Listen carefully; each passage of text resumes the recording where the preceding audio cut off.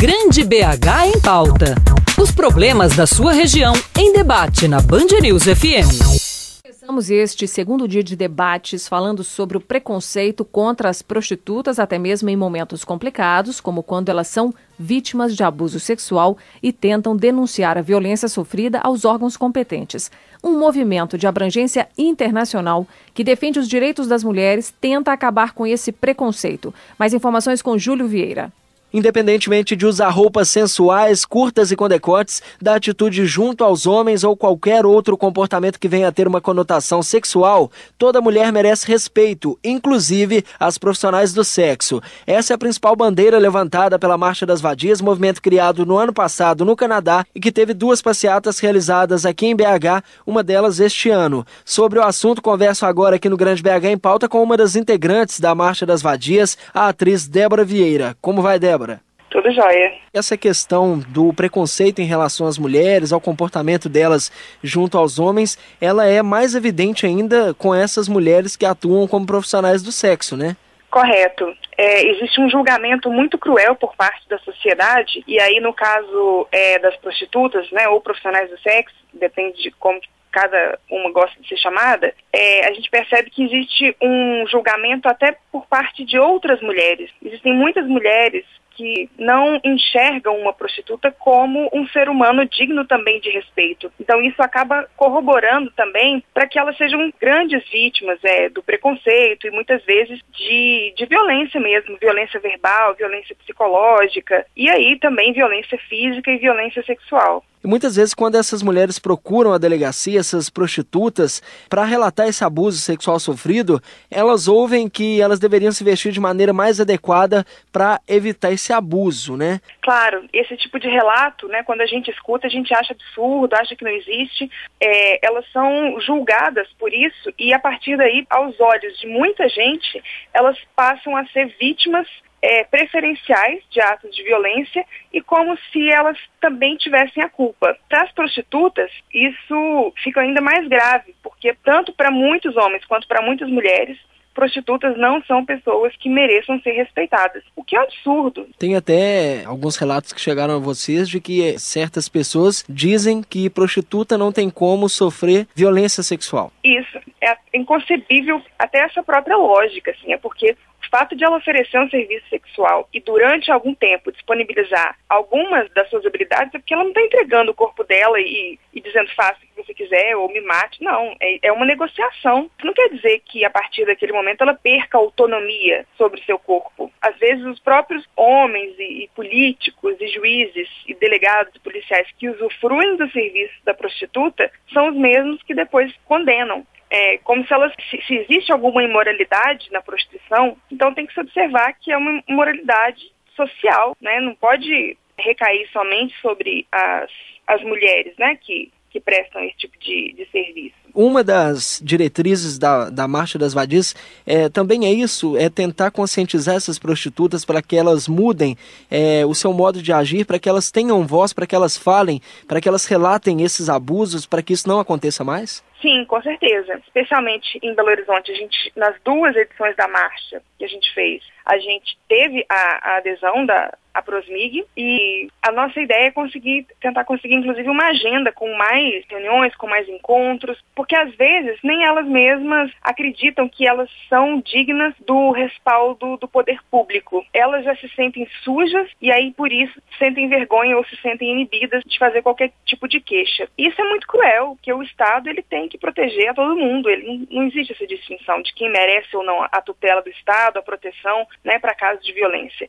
E com certeza, a partir do momento que a prostituta se conscientiza disso, é óbvio que isso fortalece essa luta por maior respeito, maior dignidade. Nós conversamos agora sobre o trabalho da Prosmig, que é a Associação das Prostitutas de Minas Gerais, com a presidente da associação, Maria Aparecida Vieira. Cida, bom dia. Bom dia, tudo bom? Luiz Fernando. Tudo bem, obrigado por atender a Band News FM, prazer falar com você. Igualmente. Cida, nós levantamos essa semana, nesse quadro aqui dentro do nosso jornal Primeira Edição, a situação das garotas de programa, prostitutas aqui no estado, aqui na cidade de Belo Horizonte, na Grande BH. Uma das coisas que a gente tem visto aí nesses 2 primeiros dias de conversa e com as pessoas que a gente já entrevistou, é que é uma unanimidade que ainda existe muito preconceito envolvendo essa categoria de trabalho, né? É o que você sente mesmo no seu dia a dia? Muitas das prostitutas te procuram para reclamar de questões relacionadas à forma de tratamento e o atendimento que elas têm nos órgãos públicos oficiais? Sim, com certeza. Há muitos relatos delas mesmo, nas próprias delegacias, que acaba o agressor saindo primeiro do que elas. E elas ficam, geralmente, as pessoas dizem o seguinte: você quis, e a gente está lutando contra essa demanda, que ela é enorme em qualquer órgão, e que hoje em dia nós tentamos fazer até reuniões com delegacias, e eles falam, aí fica aquele jogo de empurra-empurra. Qual órgão de delegacia vai atender você, né? Porque a delegacia de mulheres, hoje em dia, ela trabalha com violência doméstica, e não atende as demandas das prostitutas. Porque a violência doméstica, no ver do pessoal, é que tem que ser uma conjuntura, né? Você tem que ser namorado, você tem que ser casado e tal. E manda para a delegacia de homens, que é lá na Floresta, quando é área central. Porém, chegando lá, delegados não estão totalmente hábeis, porque às vezes acontece da capacitação deles, a menina tem que falar e eles não entendem, por ser mulher. Então fica aquela proteção mais masculina do que da feminina. Então o que a gente pede? Delegacias especializadas para mulheres, porque o trabalho das profissionais de sexo é igual a qualquer outro trabalho das mulheres do dia em dia.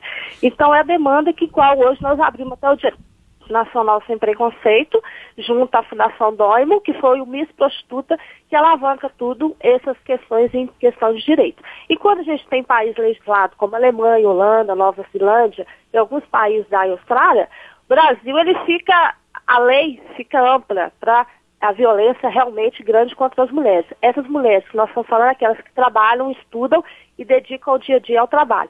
Caso que eles não sabem que até essas mulheres dão um melhor relacionamento em casa para pessoas casadas. Elas sabem os direitos que elas têm? Elas procuram já cientes de quais são esses direitos? Sim, nós também temos as questões de influenciar e a questão de direito dessas mulheres. Porém, o próprio direitos humanos invade essas questões de não proteger as próprias mulheres, né? Como assim, então, nós temos várias demandas nessa questão. Eu não entendi. Você disse que o próprio... Como assim a questão dos direitos humanos? Você diz o pessoal associado aos órgãos, aos institutos de direitos humanos, é que não protegem as prostitutas? É isso que você quis dizer? Exato, porque quando você pede um direito da mulher prostituta, nem o próprio direitos humanos sabe como ampliar isso no município e nem no estado. A questão do atendimento à saúde, Cida, é muito importante porque as mulheres precisam fazer controles com mais frequência do que as mulheres que não trabalham com sexo, isso por causa, evidentemente, das doenças que são sexualmente transmissíveis. Elas encontram apoio nos hospitais públicos para fazer esse tipo de controle? Hoje é um discurso que a gente tem junto ao Ministério da Saúde. Por quê? As mulheres, elas são vistas como região pélvica. E, na verdade, o psicológico dessas mulheres não são tratados. A área ginecológica, com certeza, e DST também. Enquanto a mulher casada não tem essa parte amparada, aí as outras mulheres da prostituta têm até demais. Então hoje uma discussão que a gente faz junto à saúde. Por que não tratar a saúde inteira da mulher? O estudo psicológico e tudo mais. Essa dificuldade para atendimento, para elas encontrarem atendimento aí nas delegacias, nos hospitais, até junto aos órgãos de direitos humanos, isso não existe muito em função do fato da própria prostituta trabalhar uma vida que às vezes nem é dela, ela tem um outro nome, ela adota um outro nome, adota uma outra realidade, e você não acha que isso, no fim das contas, pode ser apontado por esses órgãos que têm dificuldade de identificá-las, de entendê-las, como um fator aí preponderante para que elas não consigam atendimento, não? Na verdade, não existe nem estatística, porque quando você está no órgão, você tem que ter primeiramente a identidade, que é obrigatório, para saber quem que é cidadão que está sendo atendido. A primeira coisa que eles pedem é o número da RG e o número da identidade, entendeu? Então, isso não é uma desculpa para os órgãos. A pessoa tem que ser uma cidadã, tem que ter documento. Hoje em dia, nós vimos todas as instituições na Prosmig, todas as mulheres, a primeira coisa que elas chegam é mostrar a identidade. Elas têm, embora seja imigrante de outro estado, mas o documento de identidade é o fator principal para até elas viajarem. Então, é nacional, né? Isso não é uma desculpa. Agora, Cida, quem fala com você é a jornalista Inácia Soares. Em relação a esse atendimento, por exemplo, em postos de saúde, em UPAs, você está dizendo que a prostituta chega quando ela precisa fazer, por exemplo, uma marcação de consulta e ela já sofre um preconceito ali nessa chegada imediata? Seria isso, aquele atendimento básico que é oferecido a qualquer cidadão? Com certeza. Primeiramente, nós não estamos discutindo o que ela é ou não é. Ela vai ser atendida como outro qualquer. Que ela se apresenta como um cidadão. Exatamente. Ela não diz a profissão. Não, porque ali é todo idem, iguais. Então ela chega na fila normal. Aí, hoje em dia nós temos a parceria com a infectologia, junto à DST, que quando é pela Prosmig, tem toda uma parada, até de próprios garotos travestis, toda a população do DST de BH pode ser atendida na Paraíba. Então, quando nós chegamos lá, nós identificamos que nós brigamos. Na frente disso, sim. Mas, nem postos, ficam pessoas esperando até 2 anos, 6 meses, é onde que elas chegam com a demanda de psicólogo, porque é difícil psicólogo, a questão cardíaca também é difícil devido a vários fatores, e isso não é atendido.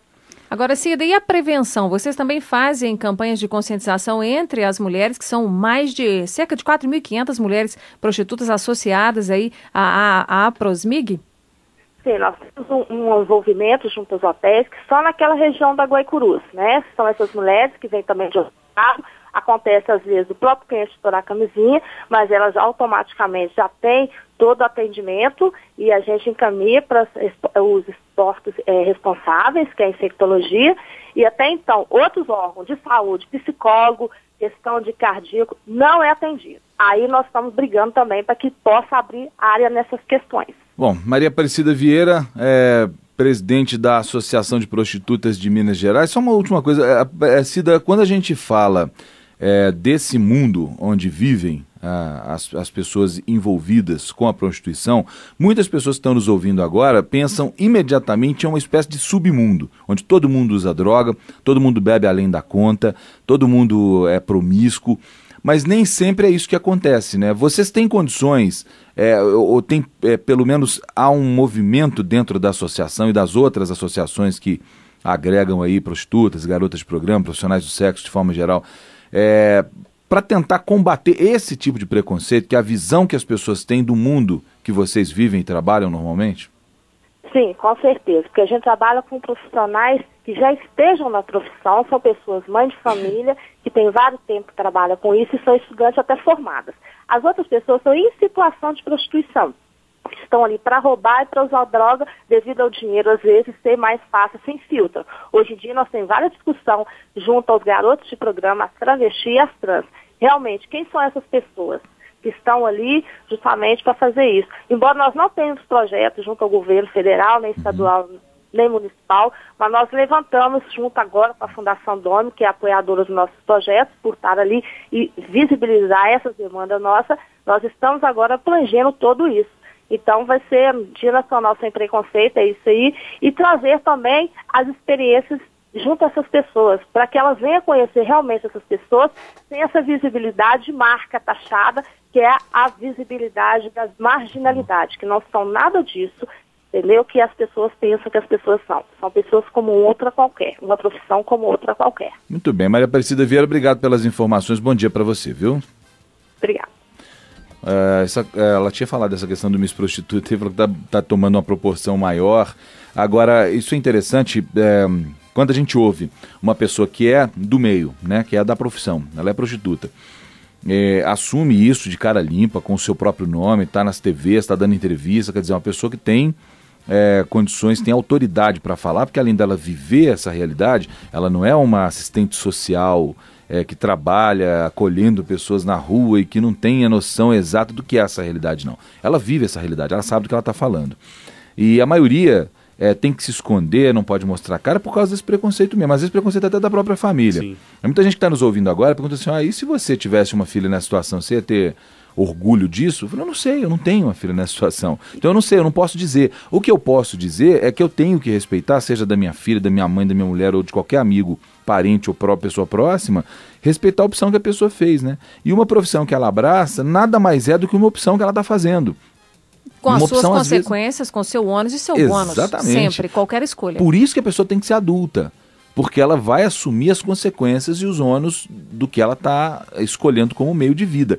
Isso muitas vezes passa pelo preconceito, como um homem, por exemplo, que resolve ser cabeleireiro, fatalmente vai ser associado à homossexualidade, nem sempre ele é homossexual.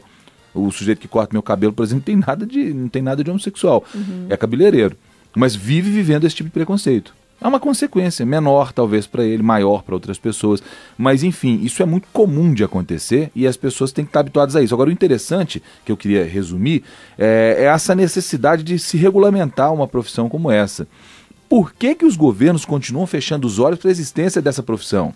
Por que o Congresso Nacional finge que não vê que existem prostitutas, e prostitutas estão aí? E, na verdade, aquele ponto que você colocou de o desconhecimento de quem não pertence a esse mundo da prostituição, como você colocou, também é reforçado esse preconceito e essa percepção equivocada pela dramaturgia de uma maneira em geral, porque todas as prostitutas e os garotos de programa são abordados, são retratados em novelas, filmes, em teatro, com mau caráter, com uma carga negativa em excesso, que impede essa aproximação mais clara do que realmente acontece nesse setor. É verdade, absolutamente. E não tem nada a ver, assim, você tem as pessoas que são mães de família, que optaram por essa profissão, que são casadas, que têm filhos, ou que têm uma vida normal, algumas têm uma profissão, boa parte delas tem uma profissão, e são pessoas que estão lá dentro dessa associação, de outras associações, sejam elas da Guaicurus, sejam elas da Afonso Pena, sejam das boates, entre aspas, legais de Belo Horizonte, né? Sejam dos sites de exploração da prostituição que estão se proliferando por aí, ninguém faz nada.